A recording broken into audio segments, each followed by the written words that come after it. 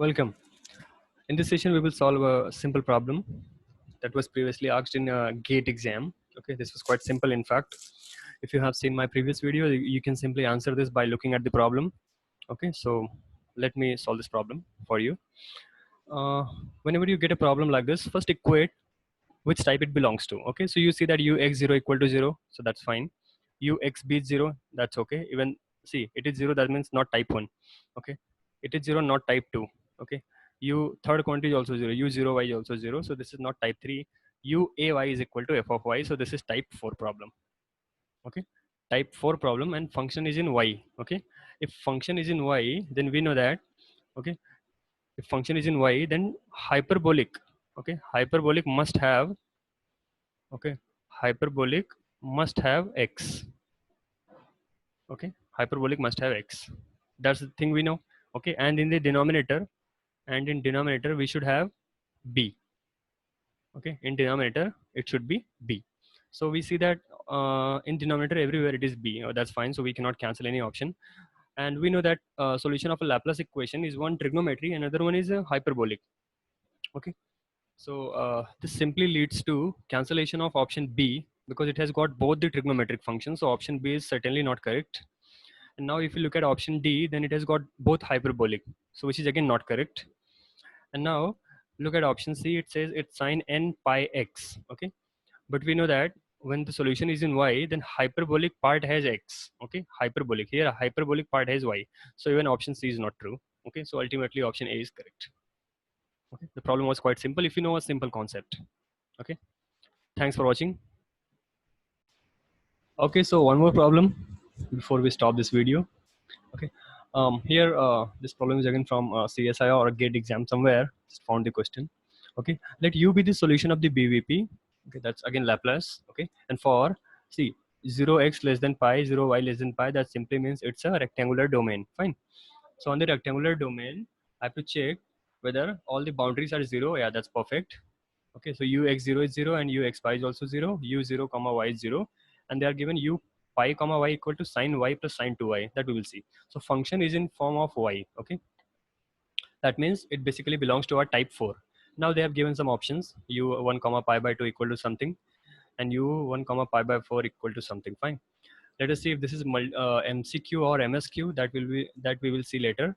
But even if it is MCQ, okay, then only one will be correct, but if it is MSQ, then only two will be correct. Okay, only two at least, in fact one or two may be correct. Okay, not more than two, because u of 1 comma pi by 2, they are giving two values, so either it will be correct or this will be correct, but both can't be correct at the same time. Okay, so that means only we have one option from A and B, and if C or D, if anyone is correct, then either it will be correct or this one will be correct, and that means either C or D, not both. Okay, because you cannot get u1 comma pi by 4 equal to two values. Okay, so let's begin with the solution. Fine, we know that this type is 4, so I'll write down the solution for type 4. Okay, so let me write down this type 4 problem, and then we will solve it. Okay, type 4 problem. So the solution for type 4 is given by uxy equal to summation n equal to 1 to infinity. Now see, the problem is in given is in y. Okay, so the hyperbolic part must contain x. So sine wait, not h here. First write down the trigonometric function, and with dn, I forgot to write this dn. Okay, dn, then sine n pi y upon b, okay, into sine hyperbolic n pi x upon a.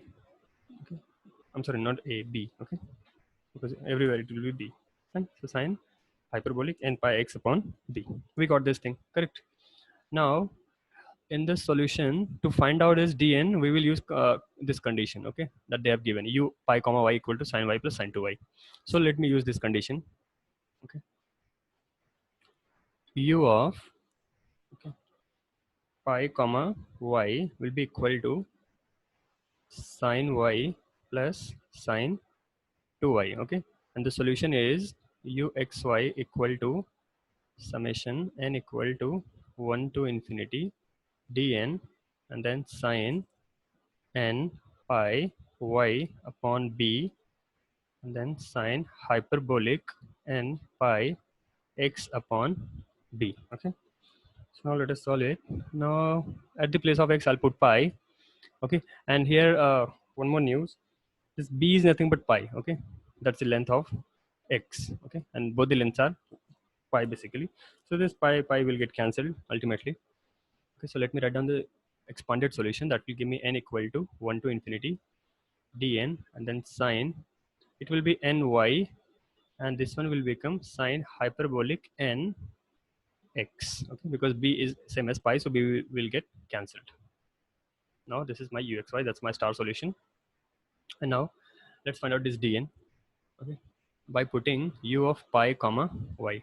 So if I put pi, so at the place of x I'm putting pi, so basically I'll be getting summation n equal to 1 to infinity dn will remain here.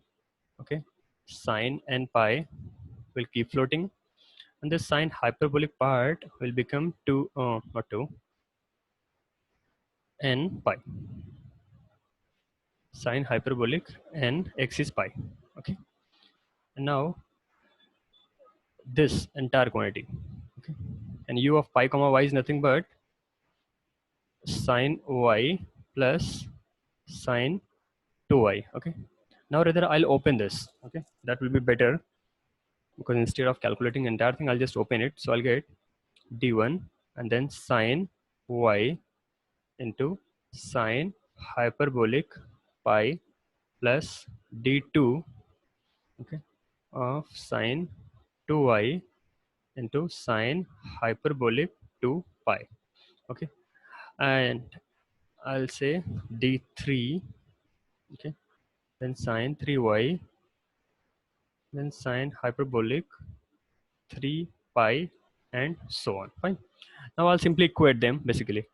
So it's better if I equate them term by term. So if I have here sine y, okay, and I'll equate trigonometric function. So sine y with sine y, okay, sine 2y with sine 2y, and since there is no sine 3y, that means after this term onwards everything is 0. Okay, so if I equate, okay, if I equate them, then I'm getting d1, that means this d1 into sine hyperbolic pi. Okay, this coefficient must be equal to the coefficient of sine y here. Okay, so I'll get basically d1 into sine hyperbolic pi must be equal to 1, and d2 similarly for the sine 2y, sine hyperbolic, one second, I forgot to mention this h. Yeah, now sine hyperbolic 2 pi. Okay, this one will be again equal to 1, because the coefficient of sine 2y is again here 1. Okay, here it is 1, so I get this 2.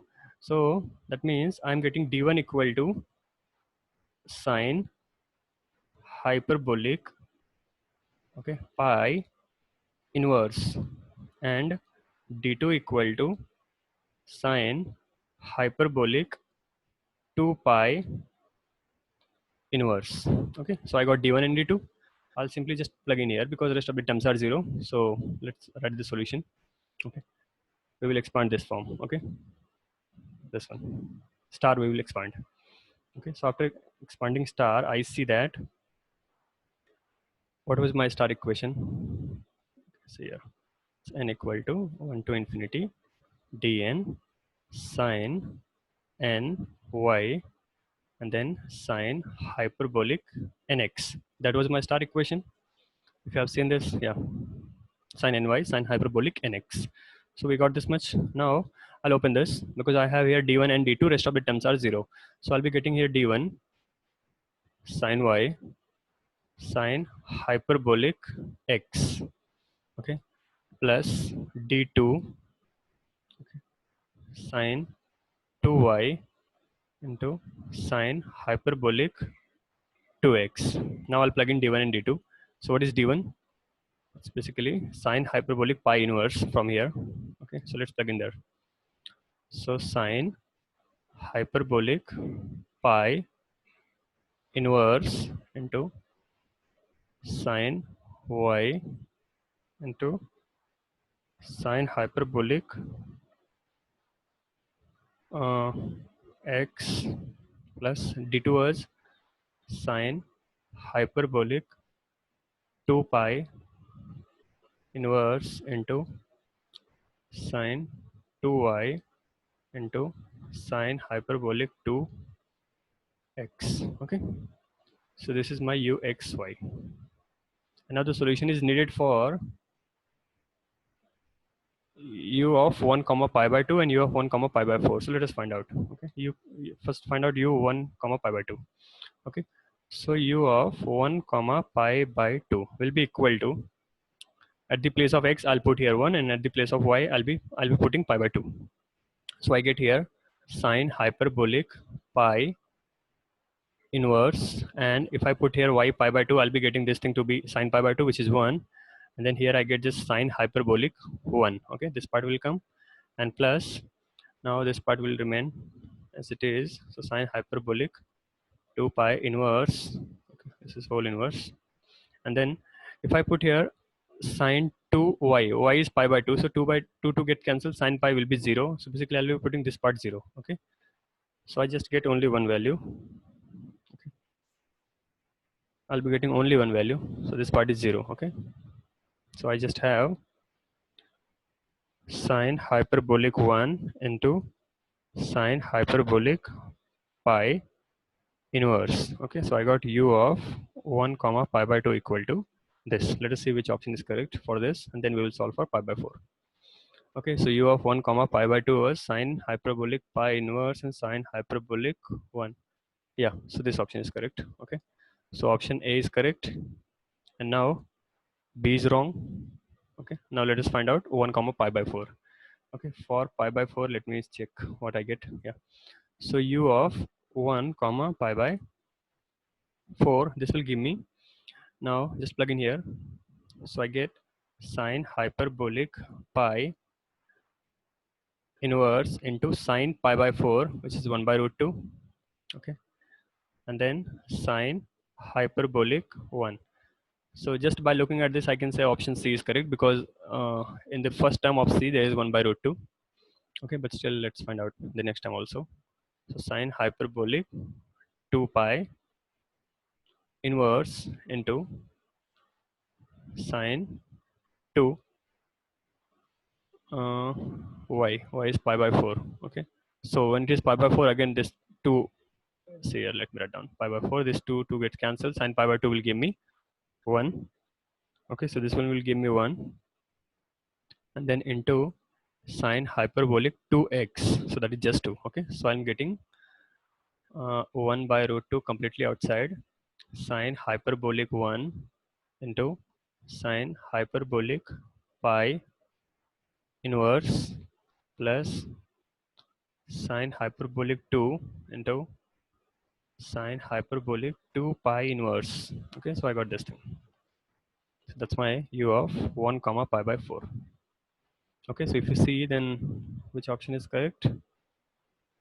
Sure about C. Let me check.